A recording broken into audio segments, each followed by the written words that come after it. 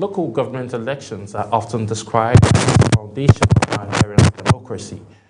But do they really reflect the will of the people? From Kano to Rivers and here in Abuja, the just concluded polls have sparked debate across voters' turnout, credibility, and political dominance. Today on Discuss, we ask, is grassroots democracy thriving or merely surviving? The local government election is said to be the closest tier of government to the people. Over the weekend, elections were conducted in Kano, Rivers, and Abuja. But are these elections truly reflecting the will of grassroots? Why is voters' turnout often low? And should state electoral commissions continue to conduct these polls? Today on Discuss, we examine the credibility, controversies, and consequences of the latest local government elections and what 2027 general polls holds. Welcome to Discuss. I am Samuel Odi. On today's edition, we'll be looking at the just concluded local government elections and democratic process and the lessons that have been learned. Let me bring you up to speed a little more. Local government councils and are constitutionally recognized as a third tier of government in Nigeria. They are meant to drive development as the grassroots from the primary healthcare center to the sanitization, rural roads, and community education. In Abuja, the area council elections were conducted under the supervision of the Independent National Electoral Commission, INEC, while in Kano and Rivers State, respectively, the elections were conducted by their respective State Independent Electoral Commission. Historically, local government elections in many states have been characterized by low voter turnout, allegations of ruling parties' dominance, logistics delays, questions about the independency of state electoral bodies seem to always come up. In some cases, ruling parties have won all chairmanship and councillorship seats, raising concerns about whether local government elections are competitive enough. Today, we ask, are local government elections strengthening democracy at the grassroots level or weakening opposition politics? To join me unpack this conversation is a policy consultant in the person of Mr. Emmanuel Ozo Emena. Thank you so much for joining us on Discuss today. Thank you, Sam. Good afternoon, viewers.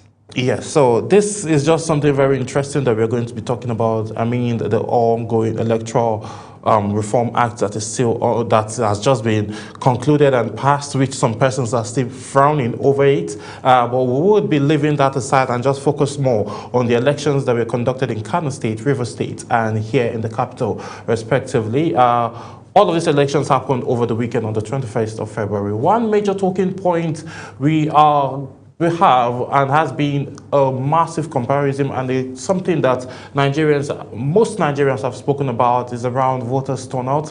Compared to the presidential and governorship election, local government polls are often record significantly low participation. So looking at this now, Mr. Ozemena, we've witnessed significant low turnouts, though from what INEC report says that we witnessed around a bit of increment, around 14% from the 2022 local government elections, around from 9.5% to around 14%. So my question now is, why do Nigerians show less enthusiasm when it comes to the council polls and local government polls, given the fact that those are grassroots and those are the most vital of every political party, of governance, literally, starting from the grassroots?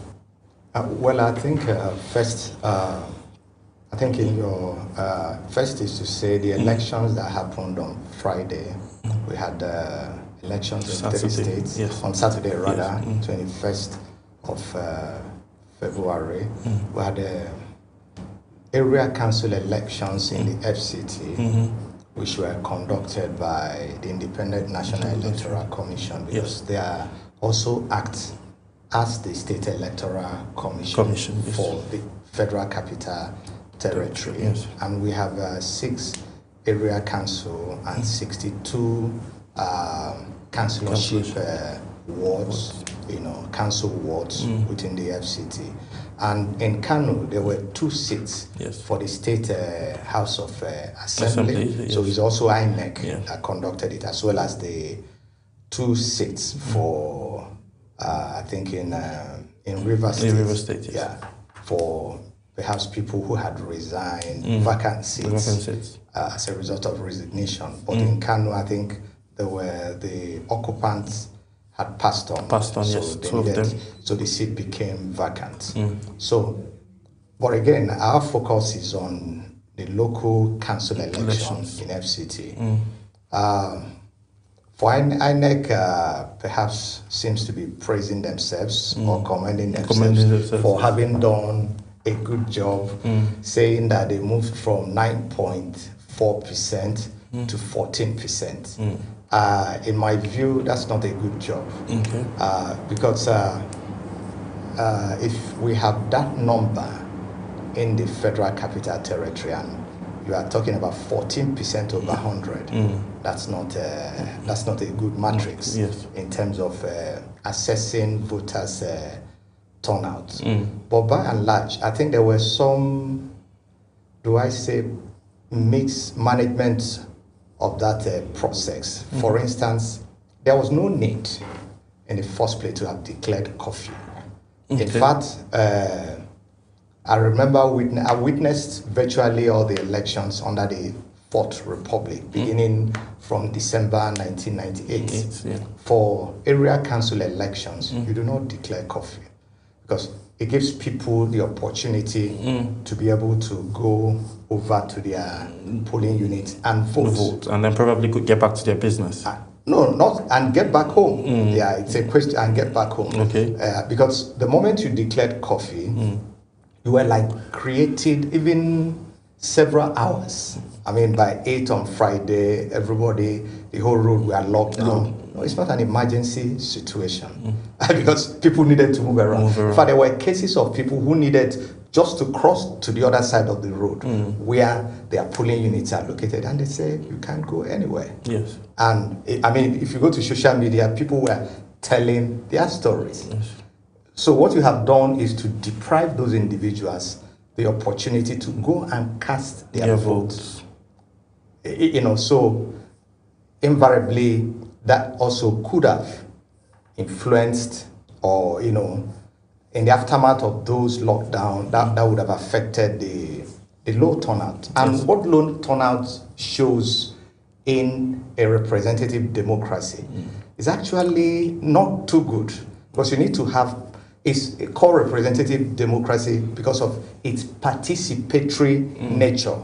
Because it's participatory, so you need to have people participate to endorse whoever they like, and that person wins.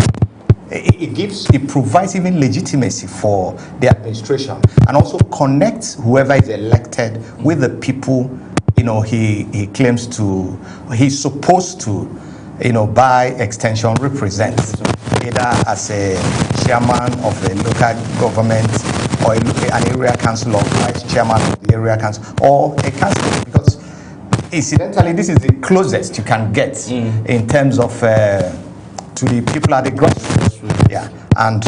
But we mixed that opportunity. Also, we're trying to test run the new electoral act, signed just 3 days before the election. So I thought it would have just been an opportunity to see whether the new electoral act 2022, would be able to inspire confidence of citizens in saying, look, in participatory democracy.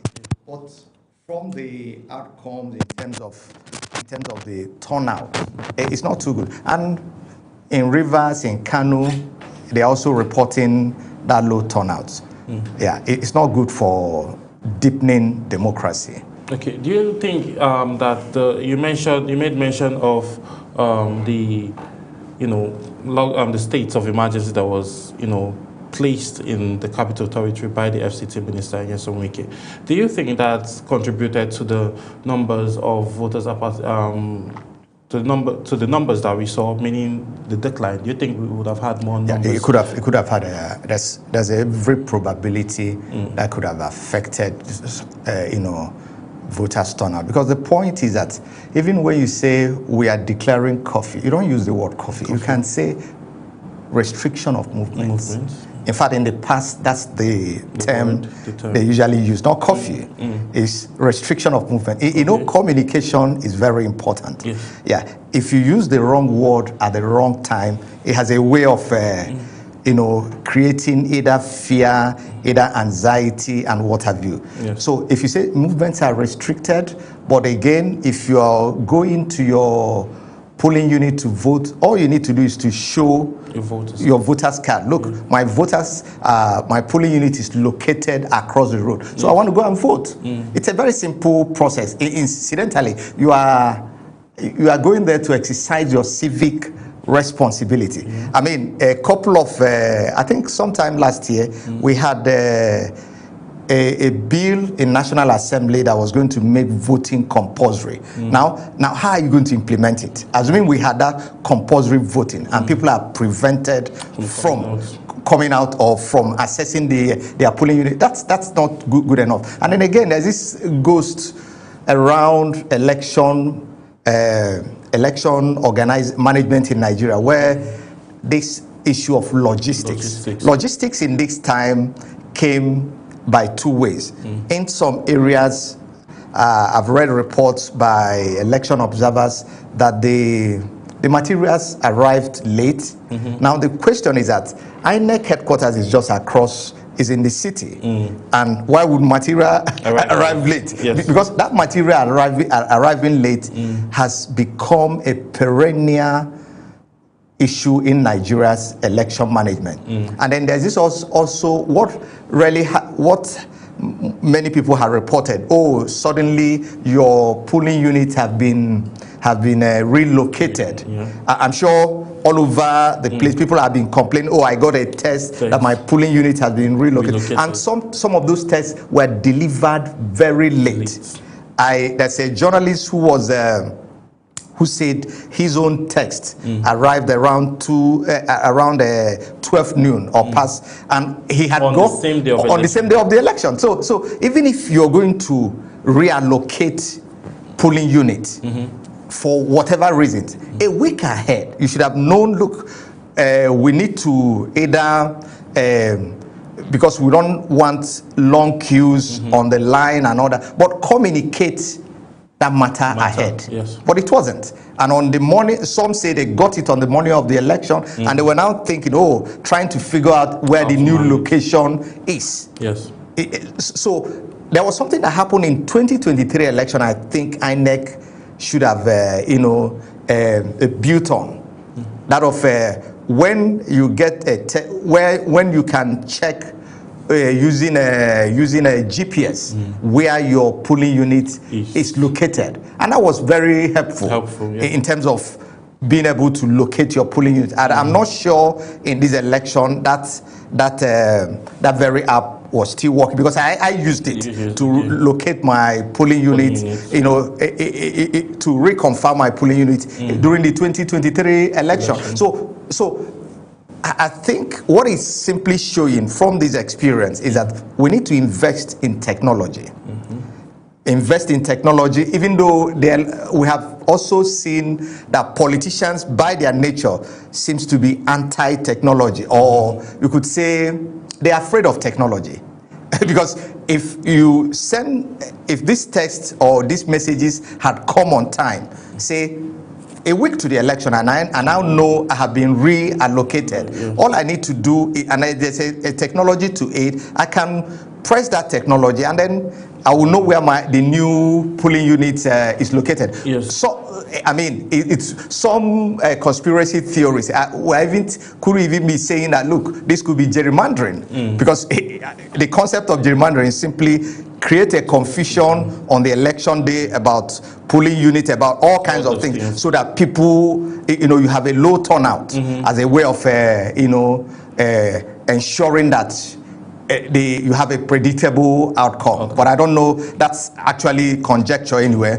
But the point is that we should do better in terms of deploying technology. Okay, yeah, for me, I actually got a text message at night. That was, I think I was still in the office at the time. That was on Friday. That was around, I think 7:30 p.m. That was when I got a text message from INEC saying my polling unit has been moved from Gwarimpa, 3rd Avenue, the LEA 3rd Avenue Secondary School, to Setraco Gate, which is not a far distance while I was still living at Gwarimpa at the time. But looking at those now, we saw that those messages might have arrived late due to some network, and you mentioned we need to have proper technology infrastructure that would help aid with all of this. But looking at voters' apathy now, do you think this is part of a sign that destructs the system? And do you think voters' apathy and the low turnouts that we saw? A couple of a reporter of ours took to the street yesterday to make inquiries on why people didn't really come out to vote, and some of them reacted by saying that there was no proper publicity, and there was no proper campaigning by the candidates based on the fact that they did not. Some person did never know that there was an election. They just knew that there was an emergency, of people staying at home. Do you think the political parties, the candidates, didn't get to do enough, or is this solely dependent on, the state of emergency, or the INEC not sending earlier information to voters on where, for those that their locations for voting were changed, or for where they are supposed to vote at? I think clearly there would have been several factors. Factors of reallocation of polling units. Yes. Factors of the curfew that was declared some hours ahead of the election. I mean, even if you're going to restrict movement, you can say by 12 midnight, but this is by 8. Normally on Fridays, there are people who should be in their offices trying to sort out things. Finish the week strong. Yes, and then they can go home and then get ready to go and vote. So it's not the disruption of people's plan and processes. Do you think so you could also have people who have also lost faith in the system. So, but what we need to do to get the accurate ratio of, is it factor A, factor B, factor C, or factor D? What we need to do is to perhaps INEC should conduct a clear, opinion polls, do polling so that we can have real-time reasons, and then allocate each of these reasons based on the ratio. I think the key thing to do, someone says the political parties, perhaps INEC, National Orientation Agencies, they actually were not on top of their game, if you ask me. They started very late. I mean, I recall on my way to work last week, I saw billboards coming up here and there. So I was asking myself, a day to the election, a week to the election, what are those billboards actually meant for? That's not mobilization. In strategic communication, it should be planned out over a period of time, because there's something about repetition. If you keep repeating it over and over, it has a way of sticking. So the mobilization, sensitization by INEC was a bit poor. So I'm asking, was it a resource? Was it due to scarcity of resources? That's number one, because I believe over a year ago, they would have factored that there will be election on February 21st, and they would have also made provisions for whatever resources that we required to get it done. But somehow, I didn't get to see that. I was even trying to get radio jingles. I couldn't find any. And then the political parties suddenly, 14 days to the election or thereabout, and you now saw a groundswell of activities. I mean, political leaders were coming in, moving around. So I think for political parties, and candidates especially, they should be able to plan their time very well. Then INEC also has this idea of saying we have not lifted campaign, we've lifted campaign. They should give people enough time for mobilization. And then what has happened with this Electoral Act is that it rather has shortened the time, even the time for campaigns. Because we saw people protesting. We even saw some of these, party leaders. We saw Peter Obi on ground protesting as well. We saw Rotimi Amechi, who also was on the ground, also protesting in line with the fact that they demanded real-time electronic transfer. No, apart from real-time. Yes. Shortening of a campaign period. I mean, it was longer before, but what they had done is to shrink it. Okay. I think it's about, in the new electoral act, it's about 60 days. 60 days, yes. Yeah. So what are you going to achieve In 60 days. in 60 days in terms of mobilizing people? Yes. Yeah. Because you are talking about engagement. You are talking of someone who wants us To build it, as voters to hand over our sovereignty to him. Say, please, we give up our right to you, go and represent us. Yes. So we should have enough time to get to know him, to interact with him, to be able to, engage. Yeah. But when you make it shorter, it doesn't help the system. That's what I think clearly. Okay, you made mention of maybe destabilizing the system, and I want to ask you: do you think that the call by the FCT minister for the, state of emergency or no movement or restriction or curfew, call it curfew? Yeah. Okay, of curfew, basically. Don't yeah, curfew. Do you think that contributed to the to the results? Do you think that amplified the results that made us see for the AMAC chairmanship APC emerging as a winner? Well, I don't have. There are no evidence yet, but the point is that sometimes when you have low turnout, yes, the final outcome may not really be the best of the outcomes. Okay. Yeah, because if people participate massively in an election, yes, who knows what would have been the outcome? Yeah, I mean, even though at this point it's actually medicine after death we are doing. What we're doing is merely academic exercise. Yes. But I think the more people participate, it even gives legitimacy to whoever is declared winner by the election management body. But the point is that allow people to participate, mobilize people to participate. The only thing I can say, I mean, if you go to social media, you could see all kinds of results flying around, yes, in terms of mutilation of result sheets. Yeah. I mean, if you go to iRev and download and look through some of the result sheets, they are not looking good.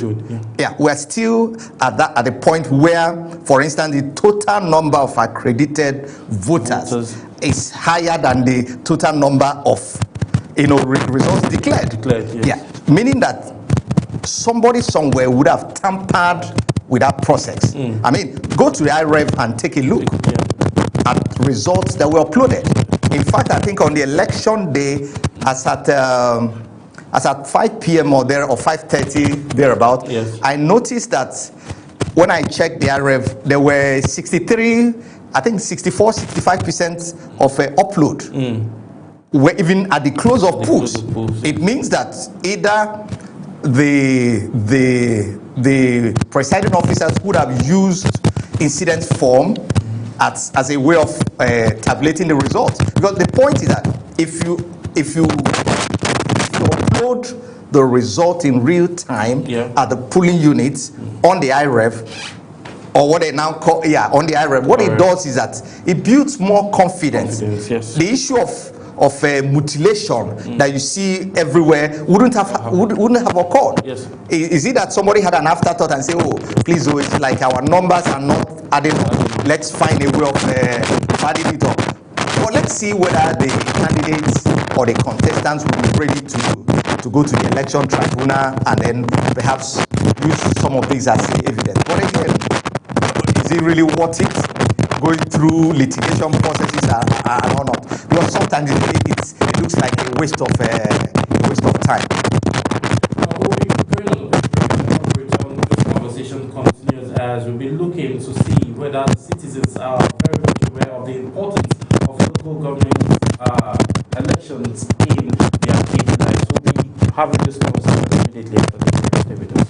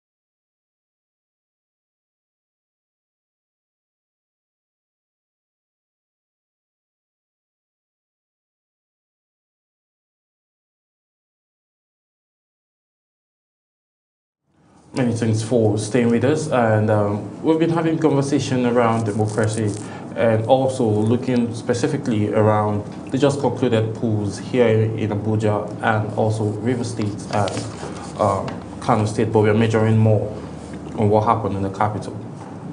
Grassroots is very important, grassroots is very key when it comes to governance of people. So I want to ask you this question now. Do you think that the citizens of Nigeria know how important the local government election is to them, particularly those in the grassroots? Yeah, I think they do. They do. You know, this question has come up severally on is local government very important? It is, even though what has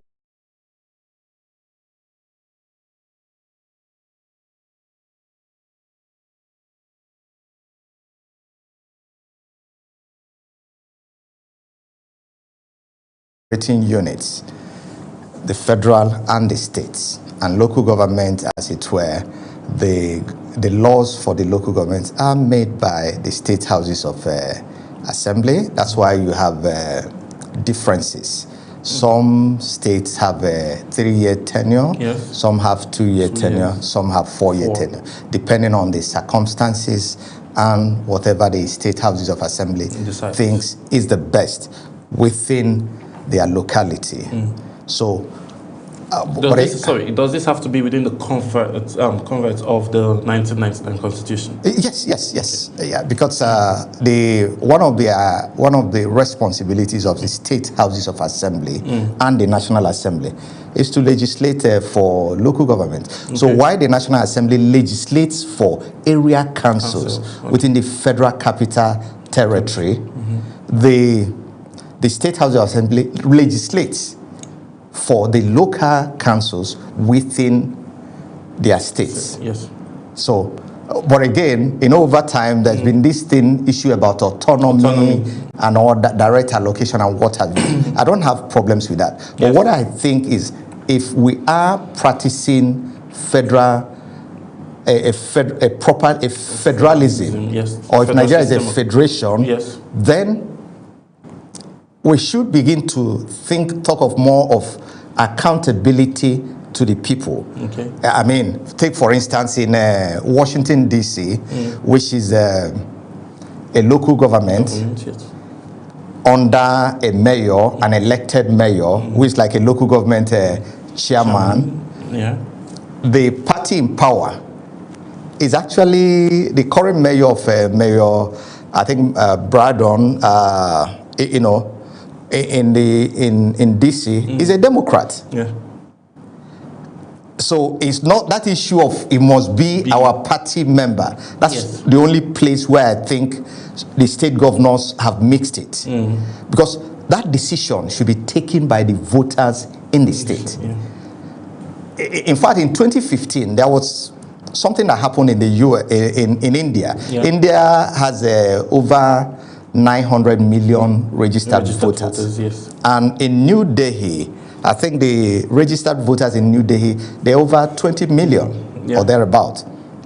So the party that won the local government election in New Delhi, it's what they call a Common People's Party. Yes. I mean, that's the only place that party had won an election. Is an anti-corruption based party founded by a former taxman. They won in 2015, won again in 2020. In fact, in 2015, they won 64 out of 70 councillorship seats.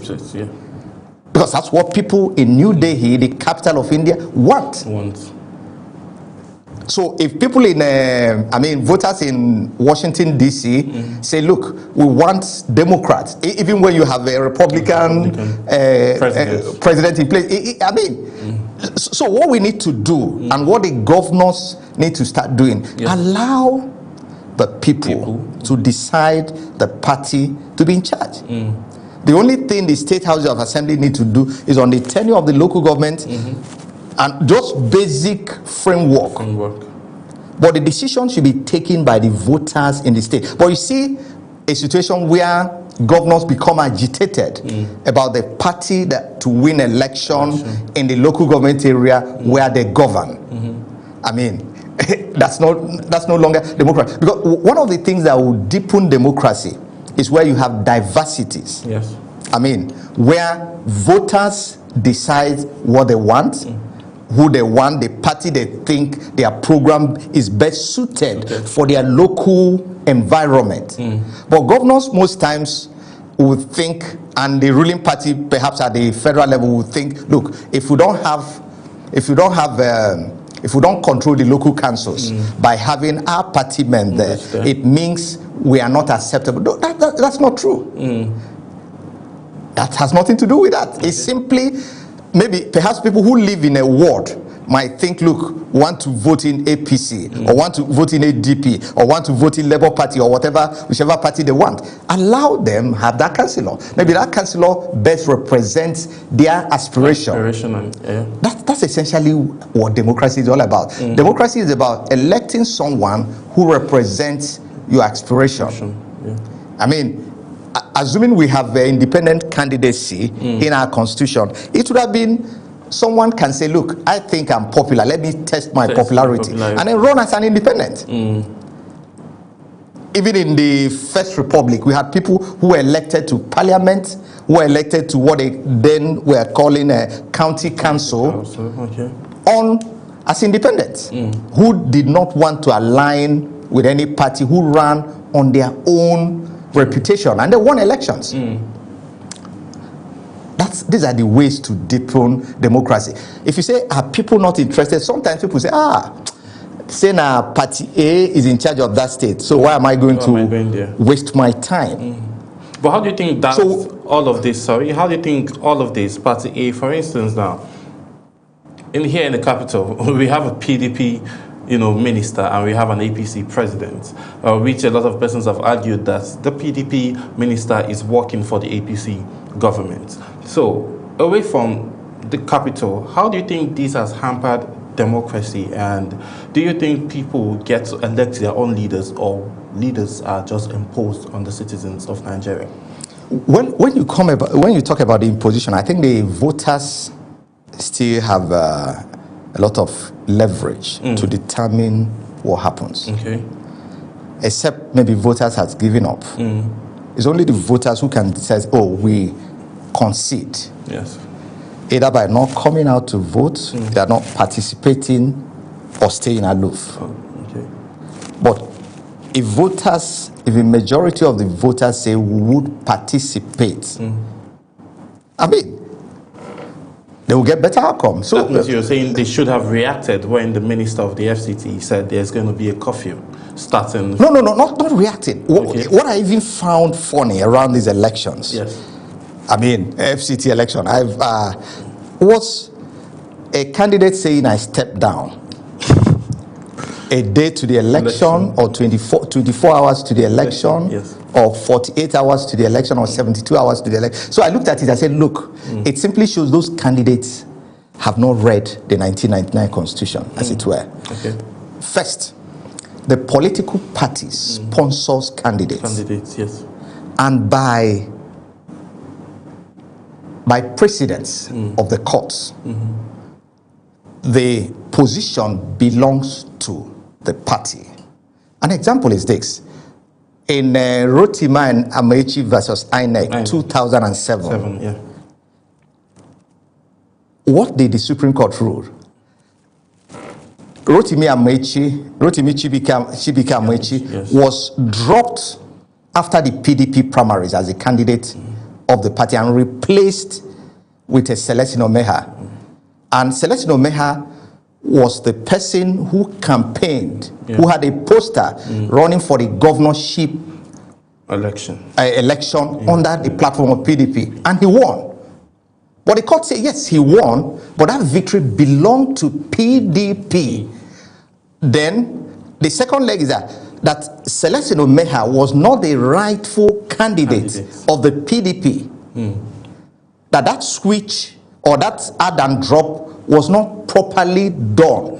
And gave an order that immediately Chibike Rotimi Amaechi should be sworn in, because that victory belongs to the party, PDP. That's one. Secondly, in a local government election, if you are running for councillorship, for chairmanship, you have a deputy. Yes.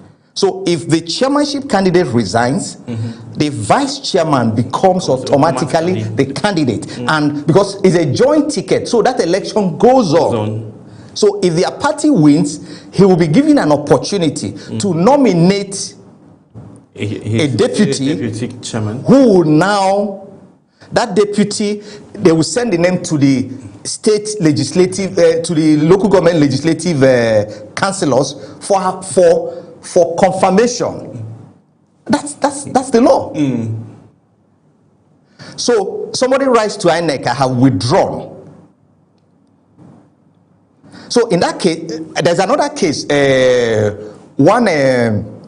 A certain AMPP candidate in 2011 was declared winner. Alphonsus Ibeke was declared winner.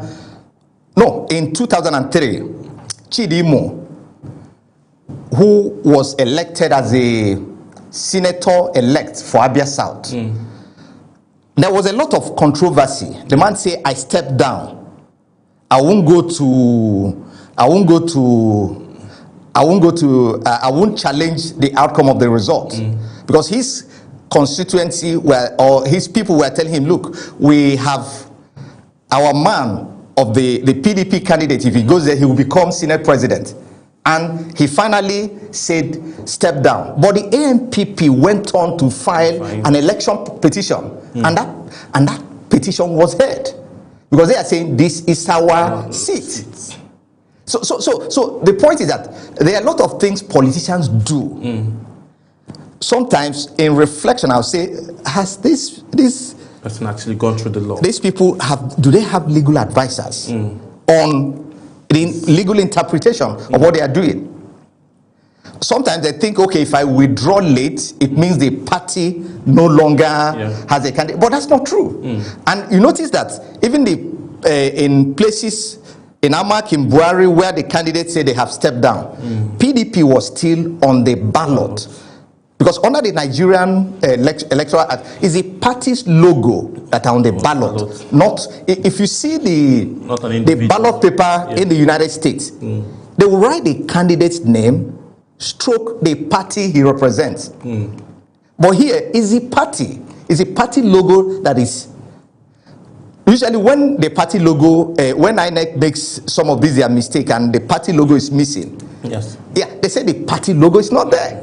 So it shows you that position, you are there by the grace of the party. So at any point in time, you are no longer interested. You drop, the party can also replace. So it means if, assuming in Buhari area council, that majority of the voters in Buhari area council had voted for the PDP candidate, PDP will be given an opportunity to replace, to bring in another name because they were on the ballot. And there's even a time by law where a candidate can withdraw, and the party will be asked to replace that candidate. So the moment he passes, it means that party is still on the ballot. So I was really seeing the drama. I'm asking myself, political actors, how much of law, how acquainted are they with our constitution? Do they have legal advisors, or is just political expediency? Let's look at this other angle. Looking at it historically, we've seen, like you mentioned, we've seen ruling parties tend to win the local government and councillorship seats mostly. We saw that last year. It happened in River State, it happened in Kano State, it happened in other southeastern parts states as well. How integral is it going to be that the election is being held? If the election is being held now, the councillorship and the wards and the chairmanship elections, if it's being held by INEC, not just the state electoral election coordinating offices, how integral will it be now for us to witness and see a very well transparent electoral process when INEC gets to organize and sail through all of these elections? No, INEC, the question to ask, the elections INEC has organized, how good are they? The point is that somebody says, show me your tailor. If I see you wear a well-tailored suit, I say, please, can you show me your tailor? Yes. So would you want to recommend INEC to the states? INEC don't make. Are they better than the state electoral commission? They're definitely not. I mean, the evidence is there. The evidence is there. The point is this, we need to come to a point in our democracy where we say, look, elections are sacred moments. Okay. Sacred in the sense that people are transferring their trust to a body and say, please, could you manage this trust? There's a newspaper in Nigeria that says trust is a burden. So INEC should reflect on that motto, trust is a burden. So what it means is that we have elected you as a presiding officer and say, please manage this process. Yeah. So what it means is that if 100 people turn up to be accredited to vote, and they vote, and allocations to the different political parties, even if it's a party you have sympathy for that got lower number of votes, Yes. there's no need of altering that result sheet. Yes. But each time I see altered alterations on result sheet, I feel so bad. Bad in the sense that the first question I ask myself, what could have led to this? Yes. Is it monetary inducement? Is it lack of integrity? Is it a betrayal of trust? So there are over 100 questions you could ask. Or was it the presiding officer backed down or cowed down under pressure? What type of pressure came on him or her? Because it's a trust. So each time elections are held, there are countries where elections are held even before the finish of tally. Yes. The loser will pick up the phone and call. I just congratulated him now. He now said Osita Chidoka, who was sitting there now, asked for his permission, who was then the Minister of Aviation, Yes. to tweet it, put it on his Twitter handle. He asked him, go ahead. That's how the news broke. It's called consent, because when you're going for election, there are two speeches you must have in your head, whether it's prepared or not. First is victory speech. Yeah. Second is concession speech, where you now say, look, I want to thank the voters in Maitama ward for having shown me love, support, and solidarity. But meanwhile, from the result my team has received so far, we've processed it. My opponent of the other party seems to have been the preferred candidate of our good people. Therefore, I wish to congratulate him. It ends. That's concession speech. But in cases where concession speech comes when actors, participants in an election feels justice or substantial justice was done, that the process was open, credible, and transparent. Yes. And look, that this is the reflection of the wishes of the people. There's nothing to contest. No contest. You concede. But over time, because of the climate of fear, climate of attrition, climate of agitation, and all kinds of negative vibes around the elections in Nigeria. Yes. So someone say, no, I can't concede. someone feels he was cheated. So when can we build that culture? You now saw after Jonathan, no other body, no other person, no other political actor has considered. It wasn't as if that election was a perfect election, but Jonathan knew perhaps he got an intel, he would have done their analysis at their own end and say, look, we lost this election, there's no need pressing for anything. And we now saw in 2015, there was no tribunal. Yes. Even though the man Jonathan congratulated, the political actor he congratulated, General Muhammadu Buhari, as he was then, had consistently 2003, 2007, 2011 gone to tribunal to contest the outcome. But Buhari felt, look, this process was not transparent. And he kept contesting it up to the highest court in the land. So what we need to do, when I will be happy, is when we build open, transparent, fair election system.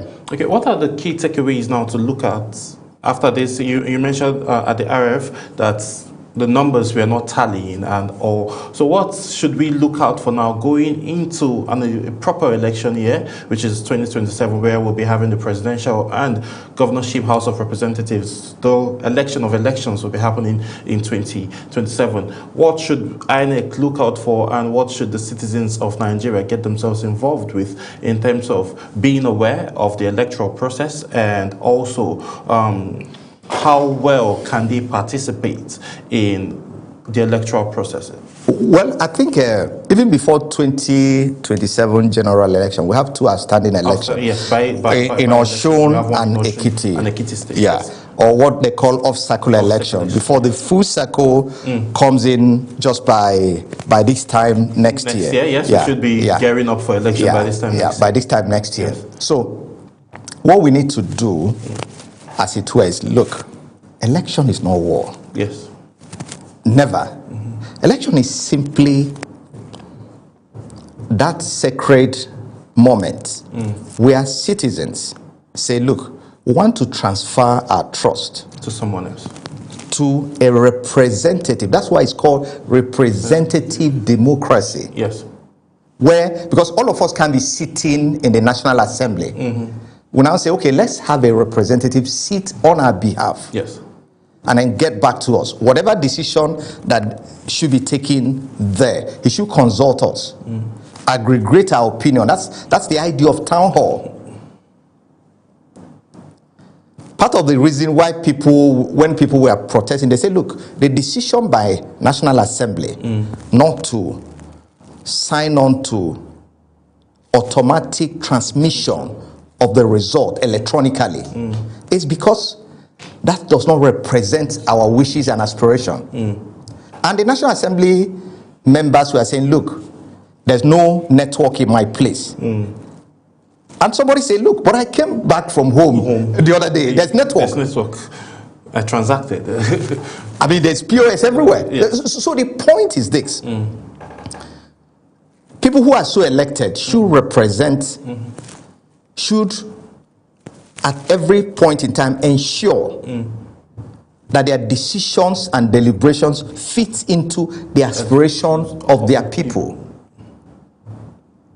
There was a bill in the United States Congress under Biden, and a certain senator from West Virginia said, look, I won't sign on to this bill. He held it on for 8 months or thereabout. His name is Senator Joe Manchin. He said, look, this bill will not help farmers in West Virginia. And he asked for some amendments to the bill so that it can fit into the aspiration of his people, even though he was a retiring senator. So he held on and said, look, this will be like my legacy if I sign on to this. And Biden just needed one vote to get that bill passed. And they had to make it fit into the aspiration of the people of West Virginia. So that's what quality representation is. It's not just raising hand and say I and no's have it. And one of the things that has happened over time that is making people lose trust is National Assembly shies away from calling for division. What it simply means, there's a big decision to be taken. You call for division. They will call the name of every representative and say, this is where I stand. So what it does is that your people at home, the people you're representing will say, yes, this is what we agreed at our town hall. But you have a situation where elected representatives are disconnected from their people. Or the people they claim to represent, or people who had elected them. So these are some of the things that are making Nigerians, voters, develop apathy and say, why is this worth the while? Should I waste my time electing people? So if you now make it compulsory, what it means is that you're going to have a lot of people in jail. Because people, it won't even change anything. But the best form of patriotism is patriotism that you are able to convince your citizens and say, look, this is the way we should go, and these are the benefits. Explain that policy process to the citizens. Because that's one of the most effective way of building trust between leadership and the followership. So over time, if you take, in retrospect, think about the politics of 70 years ago, the political class who were around 70 years ago, they were more in tune and connected with the aspiration of their people than today. Than what we're seeing today. It's like today, we're having more of politicians, aloof from the aspiration of their people. Get elected, if it's House of Representatives, jump into Abuja and remain in Abuja, wait on the eve of the next election, get home and say, my people, you've been seeing me on television. Do you understand? Yes. So I have what I call visiting legislators or visiting representatives. They just visit and then off they go. So we must begin to have that governance that connects with the ordinary people. Okay, quickly, as we get set to wrap up, what lessons do you think the opposition parties now should take, looking at the outcome of the result here in the FCT? Very simple. The elephant in the room is still coalition. If you go to IREV, I mean, this is just a take-home assignment. Go to the IREV, look at the results. Look at the alterations on a couple of.